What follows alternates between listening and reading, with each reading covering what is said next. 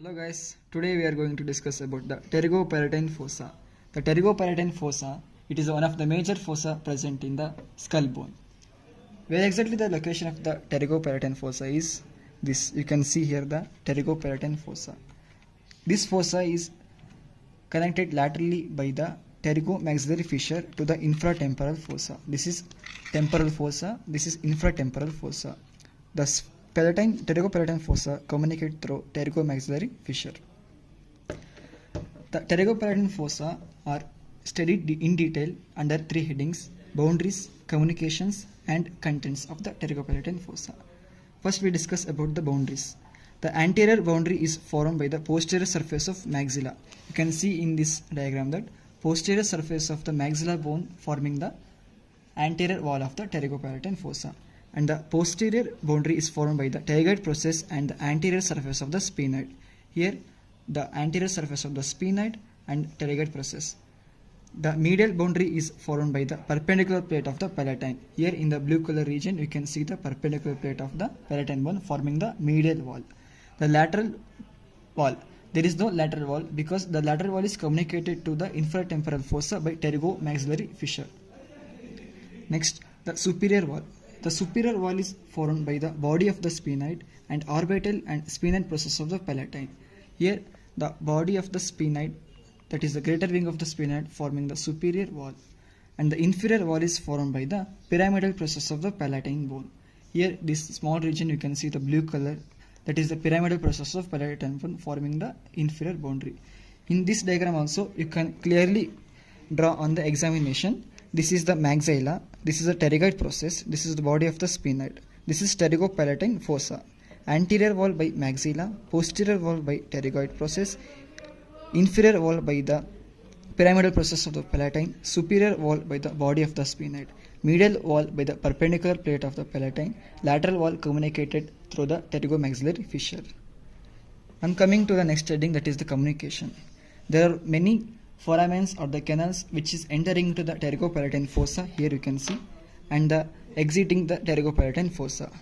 Anteriorly there is a inferior orbital fossa, inferior orbital fissure.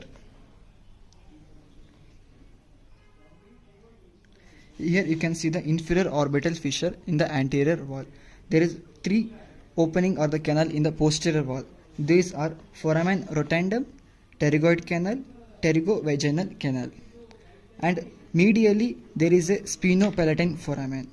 Laterally this open to the pterygomaxillary fissure.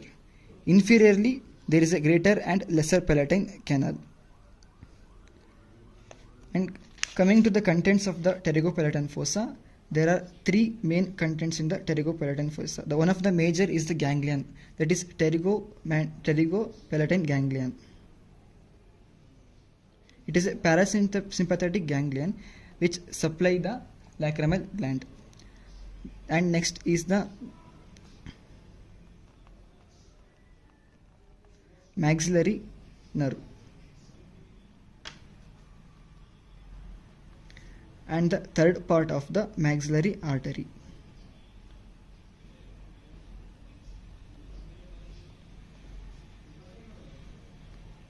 These are the three major contents. Here you can see the pterygopalatine ganglion, maxillary nerve, and the third part of the maxillary artery.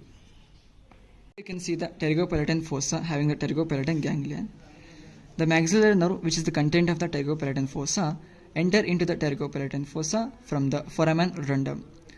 The pterygopalatine ganglion having a topographical nerve as the maxillary nerve. The functional nerve is the greater petrosal nerve which enter the pterygopalatine fossa through the pterygoid canal. Here you can see the greater petrosal nerve, functional nerve of pterygopalatine ganglion, and this is the maxillary nerve which leaves the fossa through the inferior orbital fissure. For the detailed explanation of the pterygopalatine ganglion, you can refer the another video which is uploaded in my channel. Thank you. Let us discuss about the structure passing through the foramen and the canals in the pterygopalatine fossa. In the anterior wall, inferior orbital fissures having the infraorbital nerve, infraorbital vessels. Infraorbital nerve is a branch of the maxillary nerve. Infraorbital artery is a branch of the third part of maxillary artery.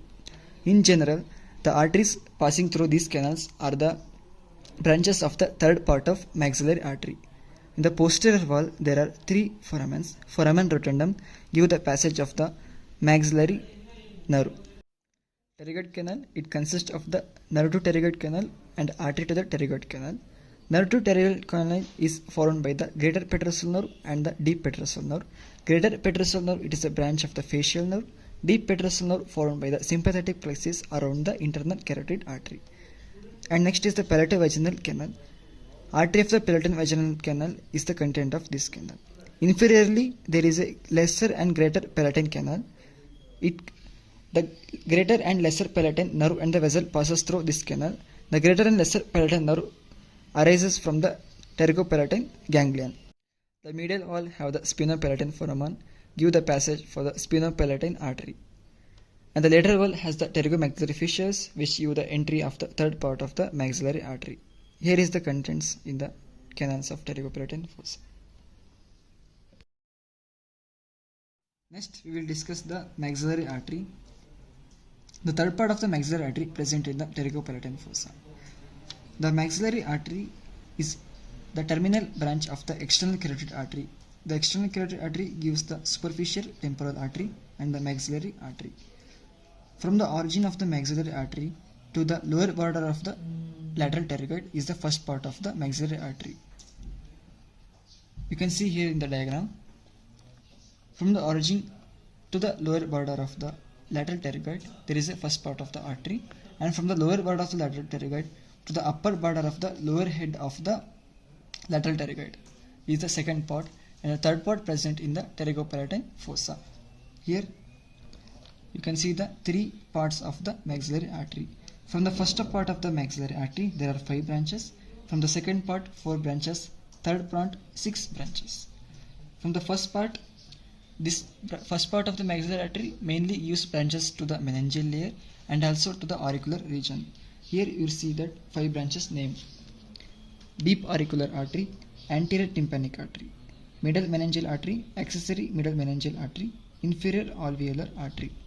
Here the middle meningeal artery enters the middle cranial fossa through the foramen spinosum. The accessory middle meningeal artery enters the middle cranial fossa through the foramen ovale. The inferior alveolar artery enters the alveolar process of the mandible through the foramen of alveoli. And the second part gives the 4 branches.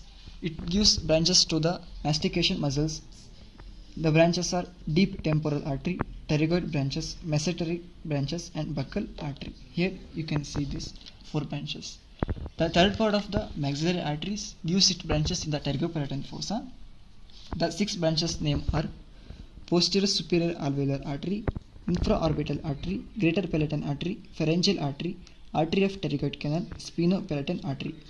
Here you can see that posterior superior alveolar artery, it also passes into the maxilla, and the infraorbital artery passes through the inferior orbital fissure, and greater palatine artery passes through the greater palatine foramen in the palate bone. Pharyngeal artery passes through the palato-vaginal canal. Artery to the pterygoid canal passes through the pterygoid canal, and the spinopalatine artery passes through the spinopalatine foramen, which is present in the medial wall. These all branches of the third part of the maxillary artery passes through the foramen present in the walls of the pterygopalatine fossa.